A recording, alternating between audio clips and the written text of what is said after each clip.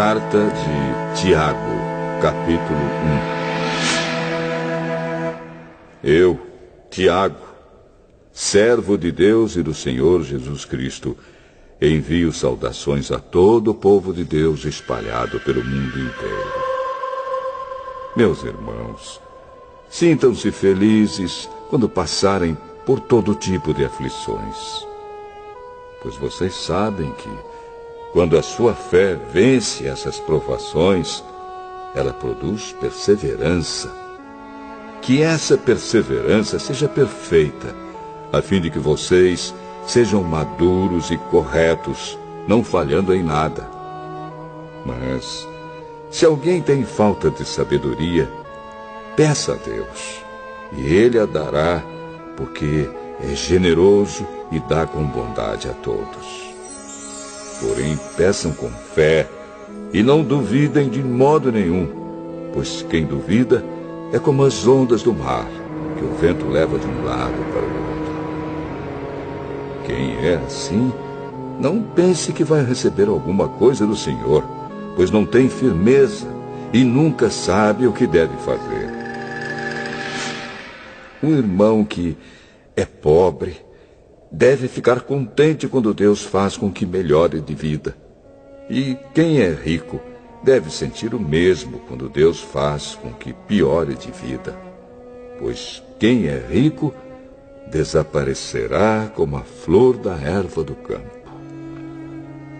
Quando o sol brilha forte e o seu calor queima a planta, aí a flor cai e a sua beleza é destruída. Do mesmo modo, quem é rico será destruído no meio dos seus negócios. Feliz é aquele que nas aflições continua fiel, porque depois de sair aprovado dessas aflições, receberá como prêmio a vida que Deus promete aos que o amam. Quando alguém for tentado, não diga: esta tentação vem de Deus. Pois Deus não pode ser tentado pelo mal, e Ele mesmo não tenta ninguém. Mas as pessoas são tentadas quando são atraídas e enganadas pelos seus próprios maus desejos. Então esses desejos fazem com que o pecado nasça, e o pecado, quando já está maduro, produz a morte. Não se enganem, meus queridos irmãos. Tudo de bom que recebemos e tudo o que é perfeito vem do céu, vem de Deus, o Criador das luzes do céu. Ele não muda, nem varia de posição, o que causaria a escuridão. Pela sua própria vontade, Ele fez com que nós nascêssemos por meio da palavra da verdade, a fim de ocuparmos o primeiro lugar entre todas as suas criaturas. Lembrem disto, meus queridos irmãos. Cada um esteja pronto para ouvir, mas demore para falar e ficar com raiva, porque a raiva humana não produz o que Deus aprova. Portanto, deixem todo costume imoral e toda má conduta. Aceitem com humildade a mensagem que Deus planta no coração de vocês, a qual pode salvá-los. Não se enganem. Não sejam apenas ouvintes dessa mensagem, mas a ponham em prática. Porque aquele que ouve a mensagem e não a põe em prática é como uma pessoa que olha no espelho e vê como é. Dá uma boa olhada, depois vai embora e logo esquece a sua aparência. O Evangelho é a lei perfeita que dá liberdade às pessoas.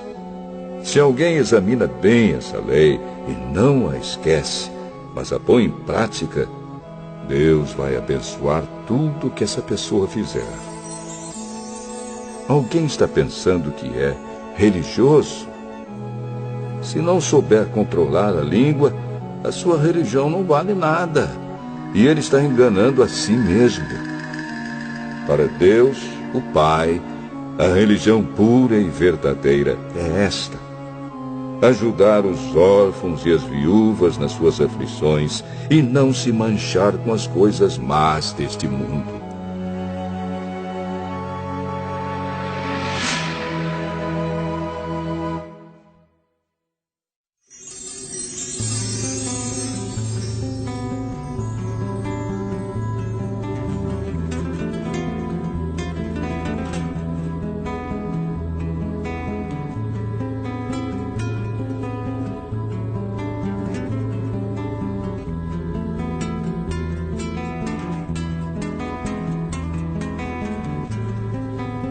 Tiago, capítulo 2. Meus irmãos, vocês que creem no nosso glorioso Senhor Jesus Cristo, nunca tratem as pessoas de modo diferente por causa da aparência delas. Por exemplo, entra na reunião de vocês um homem com anéis de ouro e bem vestido, e entra também outro, pobre e vestindo roupas velhas. Digamos que vocês tratam melhor o que está bem vestido e dizem: este é o melhor lugar, sente-se aqui. Mas dizem ao pobre: fique de pé, ou sente-se aí no chão, perto dos meus pés. Nesse caso, vocês estão fazendo diferença entre vocês mesmos e estão se baseando em maus motivos para julgar o valor dos outros. Escutem, meus queridos irmãos. Deus escolheu os pobres deste mundo para serem ricos na fé e para possuírem o reino que Ele prometeu aos que o amam. No entanto, vocês desprezam os pobres. Por acaso, não são os ricos que exploram vocês e os arrastam para serem julgados nos tribunais? São eles que falam mal do bom nome que Deus deu a vocês. Se vocês obedecerem à lei do reino, estarão fazendo o que devem, pois nas Escrituras Sagradas está escrito: ame os outros como você ama a você mesmo. Mas, se vocês tratam as pessoas pela aparência, estão pecando, e a lei os condena como culpados. Porque quem quebra um só mandamento da lei é culpado de quebrar todos. Pois o mesmo que disse: não cometa adultério, também disse: não mate. Mesmo que você não cometa adultério, será culpado de quebrar a lei se matar.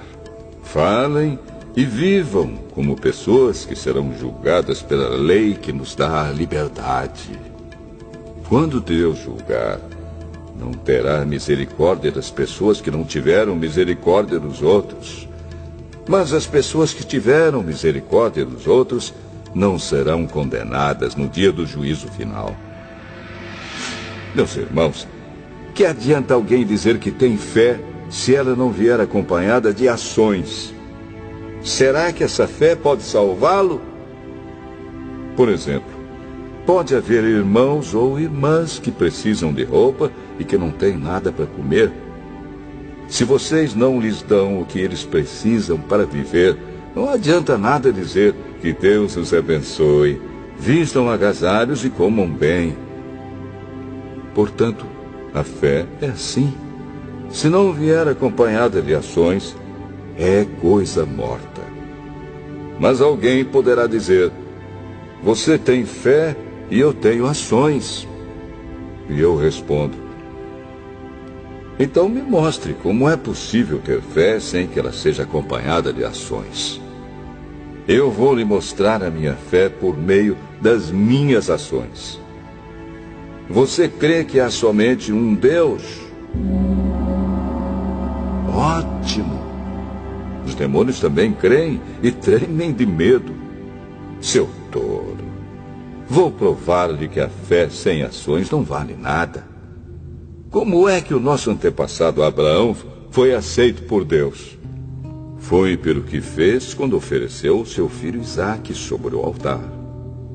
Veja como a sua fé e as suas ações agiram juntas. por meio das suas ações, a sua fé se tornou completa.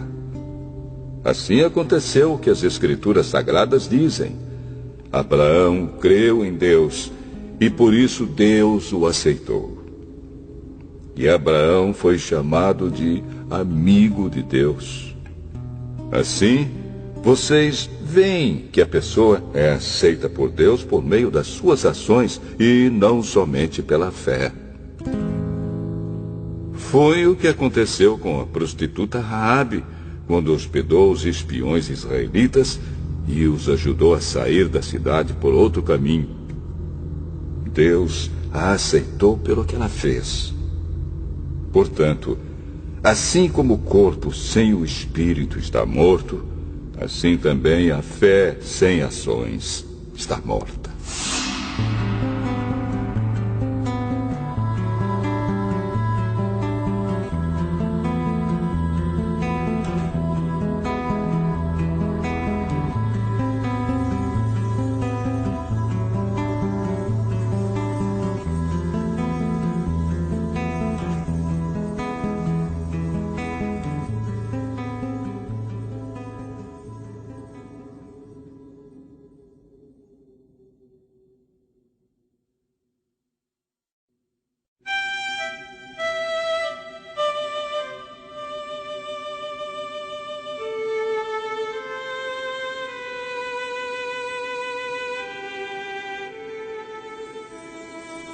Tiago, capítulo 3. Meus irmãos, somente poucos de vocês deveriam se tornar mestres na igreja, pois vocês sabem que nós, os que ensinamos, seremos julgados com mais rigor do que os outros. Todos nós sempre cometemos erros. Quem não comete nenhum erro no que diz é uma pessoa madura, capaz de controlar todo o seu corpo. Até na boca dos cavalos colocamos um freio para que nos obedeçam e assim fazemos com que vão aonde queremos. Pensem no navio. Grande como é, empurrado por ventos fortes, ele é guiado por um pequeno leme e vai aonde o piloto quer. É isto que acontece com a língua. Mesmo pequena, ela se gaba de grandes coisas. Vejam como uma grande floresta pode ser incendiada por uma pequena chama. A língua é um fogo. Ela é um mundo de maldade, ocupa o seu lugar no nosso corpo e espalha o mal em todo o nosso ser. Com o fogo que vem do próprio inferno, ela põe toda a nossa vida em chamas. O ser humano é capaz de dominar todas as criaturas e tem dominado os animais selvagens, os pássaros, os animais que se arrastam pelo chão e os peixes. Mas ninguém ainda foi capaz de dominar a língua. Ela é má, cheia de veneno mortal e ninguém a pode controlar. Usamos a língua tanto para agradecer ao Senhor e Pai, como para amaldiçoar as pessoas que foram criadas parecidas com Deus. Da mesma boca saem palavras tanto de agradecimento como de maldição. Meus irmãos, isso não deve ser assim. Por acaso pode a mesma fonte jorrar água doce e água amarga? Meus irmãos, por acaso pode uma figueira dar azeitonas ou um pé de uva dar figos? Assim também, uma fonte de água salgada não pode dar água doce. Existe entre vocês alguém que seja sábio e inteligente? Pois então que prove isso pelo seu bom comportamento e pelas suas ações, praticadas com humildade e sabedoria. Mas se no coração de vocês existe inveja, amargura e egoísmo, então não mintam contra a verdade, gabando-se de serem sábios. Essa espécie de sabedoria não vem do céu. Ela é deste mundo. é da nossa natureza humana e é diabólica. Pois onde há inveja e egoísmo, há também confusão e todo tipo de coisas más. A sabedoria que vem do céu é, antes de tudo, pura. E é também pacífica, bondosa e amigável. Ela é cheia de misericórdia, produz uma colheita de boas ações, não trata os outros pela sua aparência e é livre de fingimento. Pois a bondade é a colheita produzida pelas sementes que foram plantadas pelos que trabalham em favor da paz.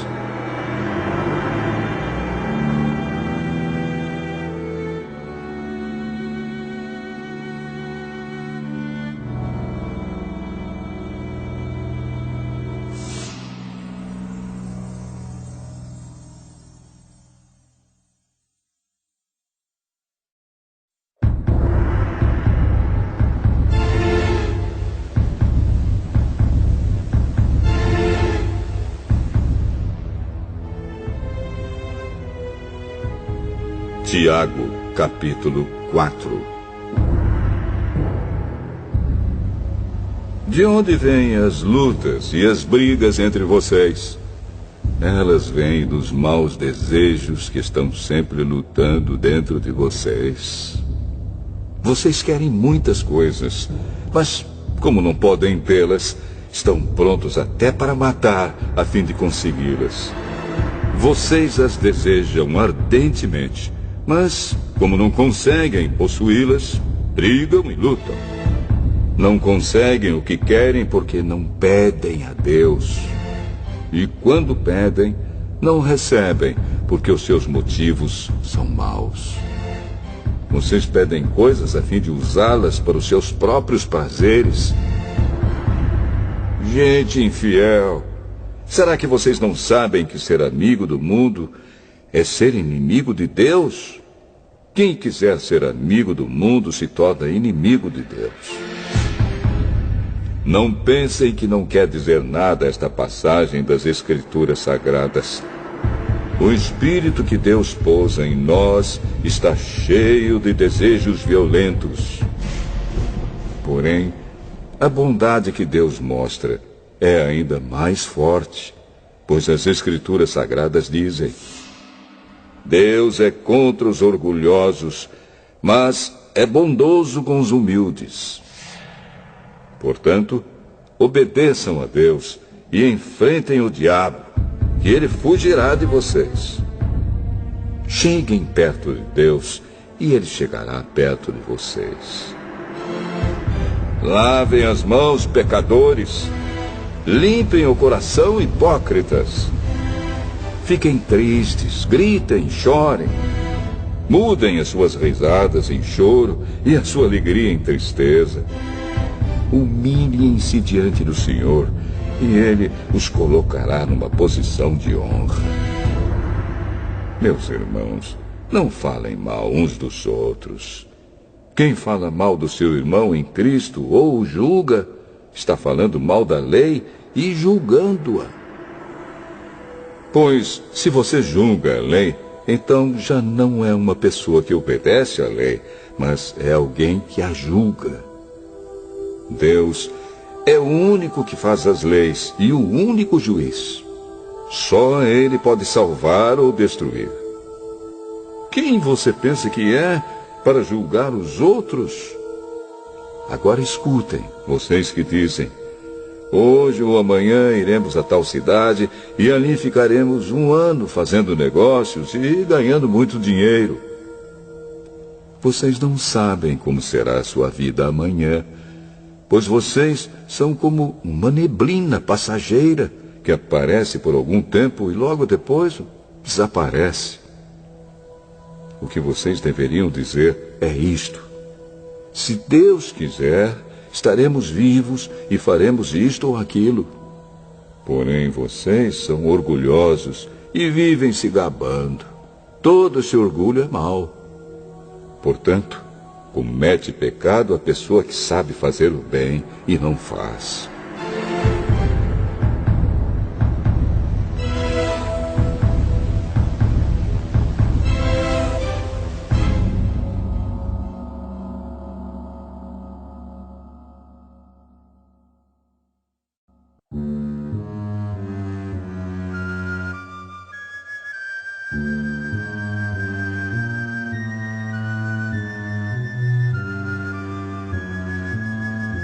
Tiago, capítulo 5. Agora, ricos, escutem. Chorem e gritem pelas desgraças que vocês vão sofrer.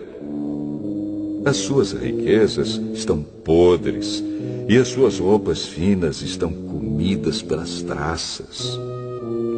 O seu ouro e a sua prata estão cobertos de ferrugem.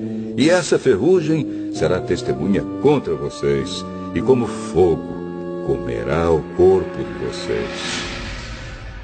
Nestes últimos tempos, vocês têm amontoado riquezas e não têm pago os salários das pessoas que trabalham nos seus campos. Escutem as suas reclamações. Os gritos dos que trabalham nas colheitas têm chegado até os ouvidos de Deus, o Senhor Todo-Poderoso.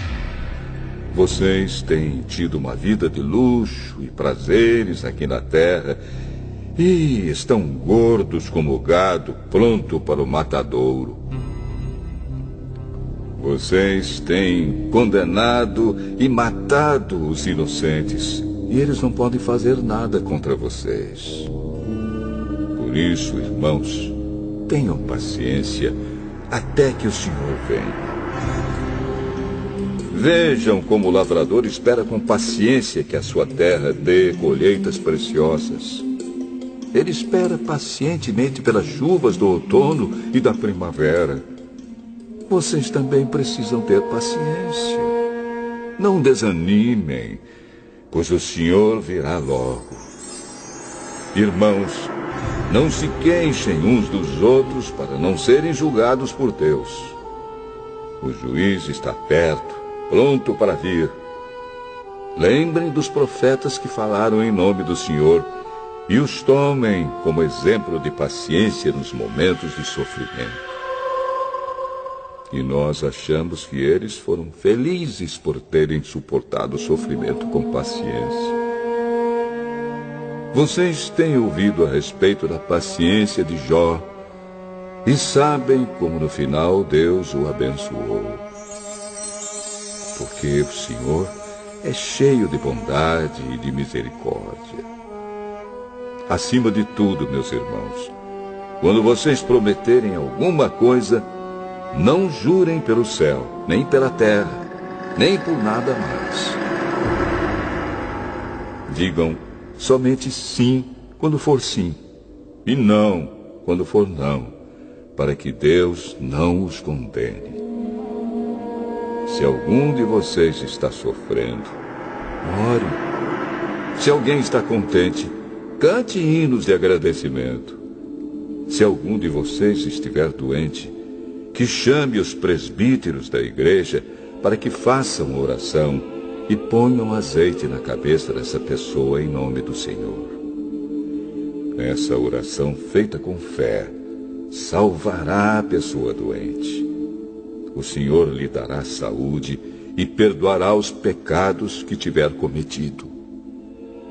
Portanto, confessem os seus pecados uns aos outros e façam oração uns pelos outros para que vocês sejam curados.